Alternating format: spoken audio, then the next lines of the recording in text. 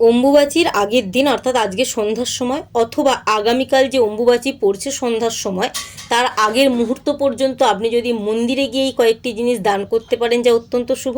এবং মন্দির থেকে একটি জিনিস যদি আপনি নিয়ে আপনার বাড়ির ঠাকুর স্থানে স্থাপন করতে পারেন 3টে দিনের জন্য, যা অত্যন্ত শুভ।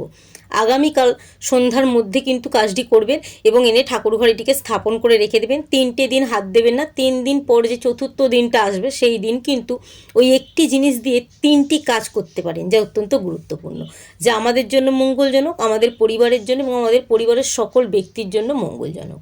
দেখুন, আপনি যখন মন্দিরে প্রবেশ করছেন, আমরা কিন্তু অনেকেই জানি না, অনেকে চৌকাঠে পা দিয়ে প্রবেশ করি, কিন্তু যখন মূল দরজা দিয়ে আপনি মন্দিরের ভিতর প্রবেশ করবেন তখন ভুল করেও কিন্তু চৌকাঠে পা দেবেন না।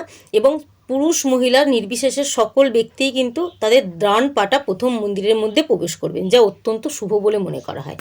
এবার চলুন, আপনি যে অম্বুবাচীর আগের দিন সন্ধ্যার সময় অথবা অম্বুবাচীর প্রথম দিন যেদিন পড়ছে আগামীকাল সন্ধ্যার সময়, আপনি যদি তার আগের মুহূর্তে মন্দিরে গিয়ে লাল রঙের বস্ত্রের সাথে লাল সিঁদুর এবং লাল ফুল অর্পণ করতে পারেন, অত্যন্ত শুভ। এই 3টি জিনিস অর্পণ করা যেমন শুভ, তেমন কিন্তু আমাদের মনের মধ্যে পজিটিভ এনার্জি অতিরিক্ত মাত্রায় প্রবেশ করব অম্বুবাচীর আগে যে কোনো মন্দিরে গিয়ে পুজো দিয়ে আসা অত্যন্ত শুভ বলে মনে করা হয়।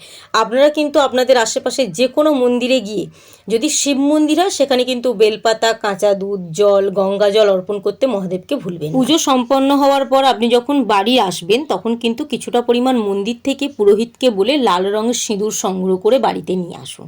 এই সিঁদুরটিকে আপনারা লাল রঙের কাপড়ের মধ্যে অথবা লাল রঙের কোনো কৌটোর মধ্যে রেখে, যদি সম্ভব হয় রূপোর কৌটোর মধ্যে রেখেও কিন্তু আপনি আপনার বাড়ির যে ঠাকুর ঘর বা ঠাকুর আছে যেখানে, সেই কোণ উত্তর পূর্ব কোণ করে সেখানে স্থাপন করে দিন, অথবা ঠাকুরের স্থানে কিন্তু স্থাপন করুন। এটিকে 3 দিন আপনারা হাত দেবেন না। অম্বুবাচী শেষ হওয়ার ঠিক চতুর্থ দিনে আপনারা নিজেরা পরিষ্কার করে পরিষ্কার বস্ত্র পরে সেই সিঁদুরটা থেকে কিছুটা পরিমাণ সিঁদুর নিয়ে তিলক হিসাবে পরতে পারেন, পরিবারের সকল ব্যক্তি পরতে পারেন। এটি যদি প্রতিদিন আপনারা ব্যবহার করতে পারেনও ভালো। অনেকে কিন্তু প্রতিদিন ব্যবহার করে না, চতুর্থ দিন ব্যবহার করেন। এবং এটিকে যদি আপনি আর্থিক দিকের উন্নতি বৃদ্ধি করাতে চান, তাহলে কিন্তু ওই যে রূপোর পাত্রে বা লাল কৌটোর মধ্যে বা লাল রঙের কাপড়ের মধ্যে সিঁদুরটা আপনারা রেখেছিলেন ঠাকুরের স্থানে, সেটিকে কিন্তু আপনারা লকারে রেখে দিতে পারেন। এতে আর্থিক দিকের উন্নতি বৃদ্ধি পাবে।